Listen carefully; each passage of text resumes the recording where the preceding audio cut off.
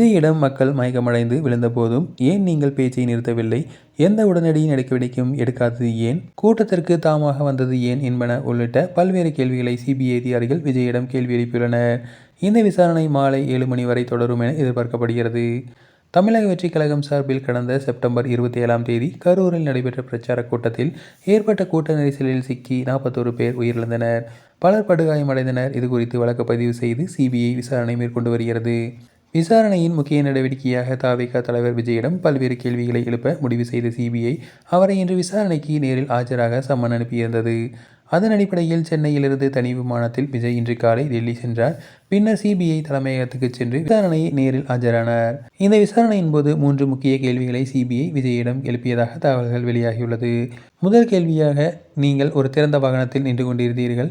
கூட்டத்தில் மக்கள் வேங்கி விழுவது தெளிவாக தெரிந்தும் நீங்கள் ஏன் பேச்சை தொடர்ந்தீர்கள் என்று கேட்கப்பட்டது. இரண்டாவது கேள்வியில், சிலர் மயங்கி விழுந்தபோது நீங்கள் கூட்டத்திற்கு தண்ணீர் பாட்டில்களை விநியோகித்துக் கொண்டிருந்தீர்கள்.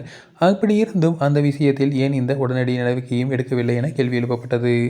மூன்றாவது கேள்வியாக, மிக முக்கியமாக, நீங்கள் ஏன் சரியான நேரத்தில் கூட்ட நேரத்திற்கு வரவில்லை?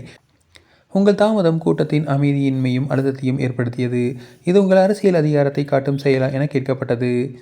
கரூர் பேரணியின் ஏற்பாடுகள், திட்டமிடல், காவல்துறையினரான ஒப்பந்தங்கள், கூட்ட கட்டுப்பாடு மற்றும் பாதுகாப்பு ஏற்பாடுகள் குறித்தும் அவரிடம் கேள்விகள் கேட்கப்பட்டன. பேரணியை ஏற்பாடு செய்தல் மற்றும் நிர்வகிப்பதில் ஏற்பட்டதாக கூறப்படும் அலட்சியம் குறித்தும் விஜயிடம் சிபிஐ விசாரணை நடத்தியிருக்கிறது. முக்கியமாக தவிக பேரணிக்கு முன்பு கட்சித் தலைவர்களுடன் நடத்தப்பட்ட கூட்டங்களின் எண்ணிக்கை மற்றும் அந்த கூட்டங்களில் எடுக்கப்பட்ட முக்கிய முடிவுகள் பற்றி சிபிஐ அறிய விரும்புகிறது. மேலும் பேரணியின் செலவுகள், உள்கட்டமைப்பு, போக்குவரத்து, தன்னார்வலர்கள் மற்றும் பாதுகாப்பு தொடர்பான ஆவணங்களின் உண்மைத்தன்மையை ஆராய சிபிஐ திட்டமிட்டுள்ளது.